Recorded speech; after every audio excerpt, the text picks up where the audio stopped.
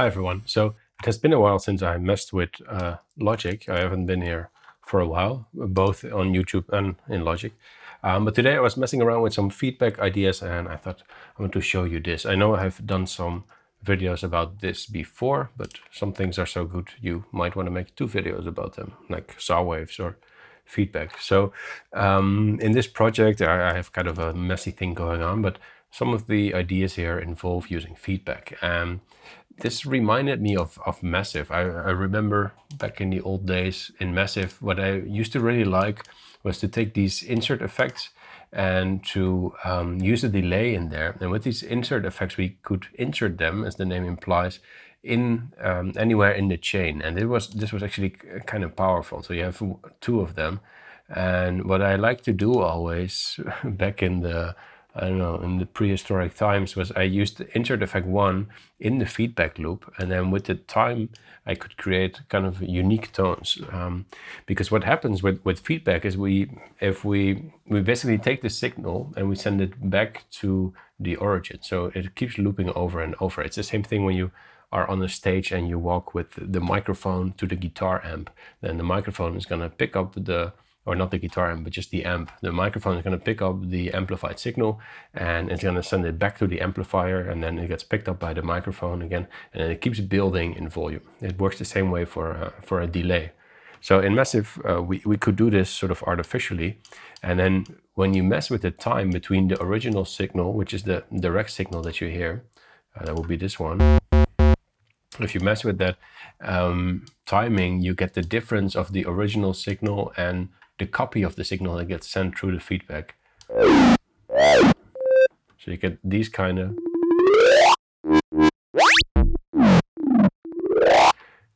cool tones, and in Massive we could then send this back to the filter as well. So you can set the feedback loop back here, it goes back here, and then we can send it through filter 1, for example.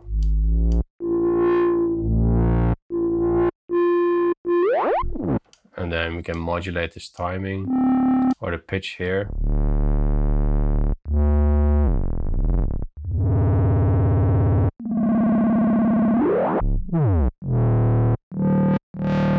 And especially with a big reverb, this would sound really good.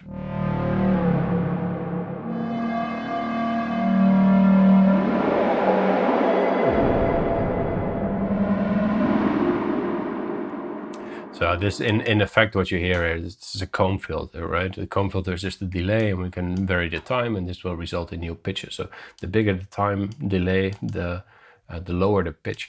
So I did that, and now I messed up my settings. I was actually using this somewhere, so that's not wise. But let's try to revert this back, whatever. So we can do this in Massive. We can also do this in the DAW itself. So what I have on a different track here is I have FM8, which is playing a sine wave, a very plain old sine wave. We can, in case you forgot what a sine wave looks like, that's Massive. That's a sine wave with a slow attack. This is a lower one. So I take that, I don't send it to the output. Instead, I send it to a bus 10 in this case, which I take here.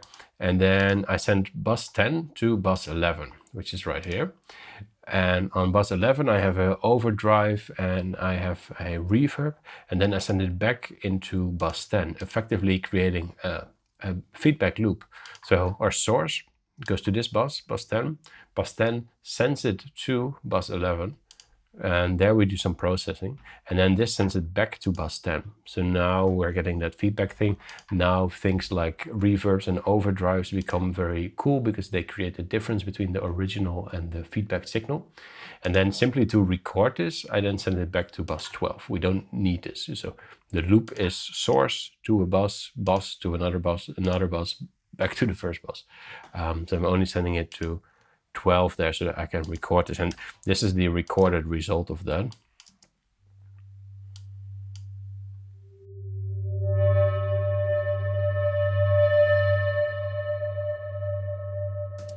Right, but to make it more interesting, so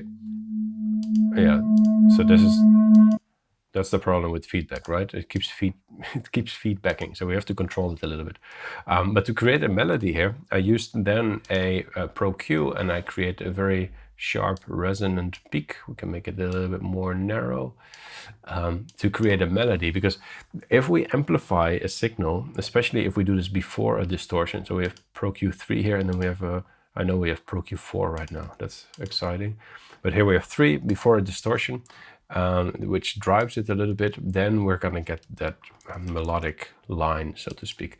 So let's see if we can solo these buses, and then live we can play around a little bit with our feedback loop simply by changing this fader value here. And we'll take a look at the EQ as well.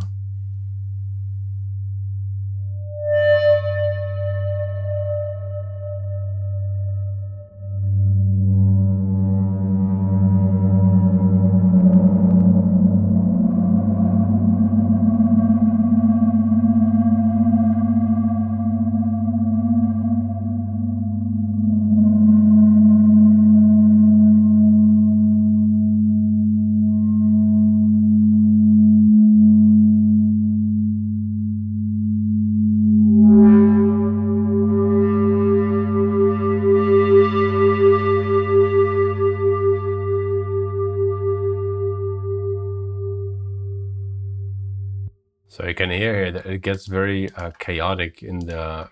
If we get too low, it just becomes too resonant. Of course, we could later fix this with an EQ. But in this higher region, it sounds fairly nice. Let's try this again.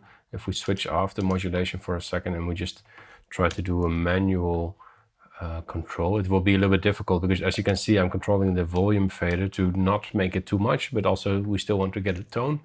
But let's see what happens if I at the same time play around with the frequency there.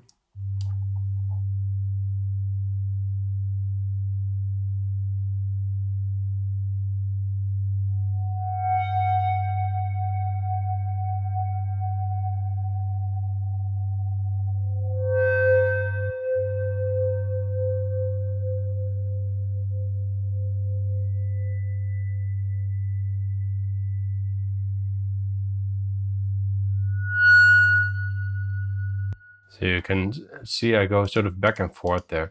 A very interesting technique. You can do this in every DAW, of course, and all the effects that you put in your feedback loop will be very interesting. I have a delay here for good measure, because this is a very common one to get sort of nasty tones, but the reverb will always work, and a distortion is very useful in this scenario as well. So yeah, I just recorded that and I add that at the background of my song. I have this massive effect here, which I just messed up probably, just to create this.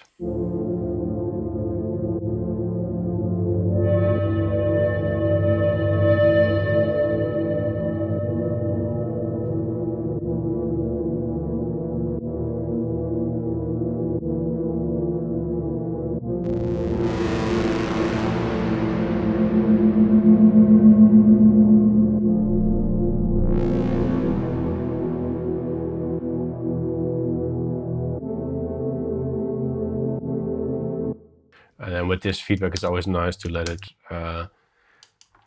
delay a little bit. So you could do Echo Boy. Why don't we actually go with the feedback category, something like this.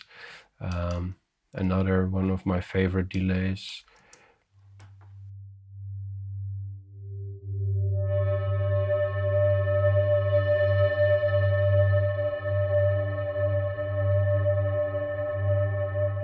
You can use a crystallizer, which is a delay that allows us to pitch transpose.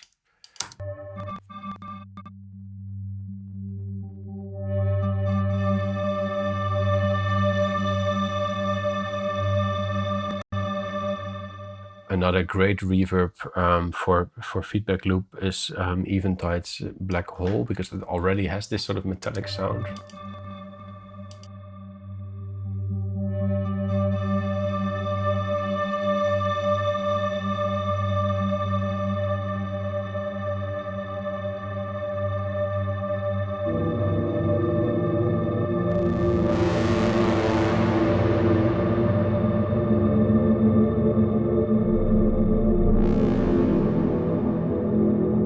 So you can use this to create sort of your background or your main melodies or your pads or some scariness. I think after this, I don't have much yet.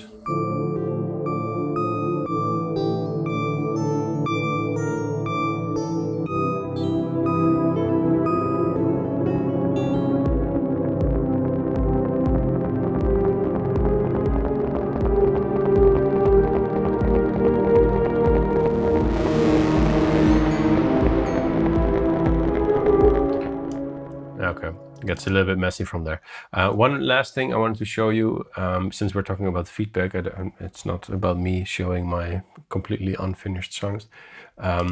In Diva, you can do a beautiful thing because we can actually switch out these operators. So if you have Diva, which you might want to have it because it has this very unique, crazy sound.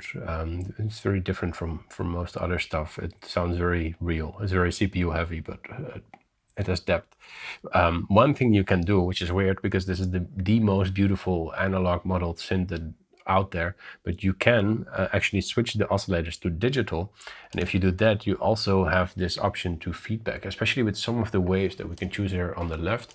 This can create very cool tones as well. So you can see, or here, I have it modulated there, but if we remove that for a second,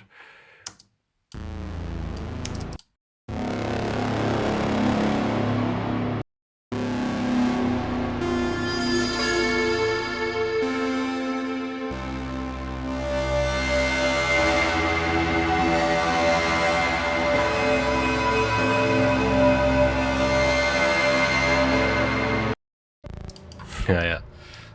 So that's a lot of fun. This is just some of the stuff I wanted to show you. Don't forget about feedback. If you take anything away from this video, it's that. I will actually I'm actually at the moment, I'm working on a course for Diva. I want to explain everything. This will be available on my website. Courses.subjectsound.com, which I recently upgraded, and I added a lot of new cool features. All the videos will be there and the resources as well for the videos. So you might want to check that out. Creating an account is free. I would love to see you there. In any case, I would love to see you in a new video. Thank you for watching, and bye-bye.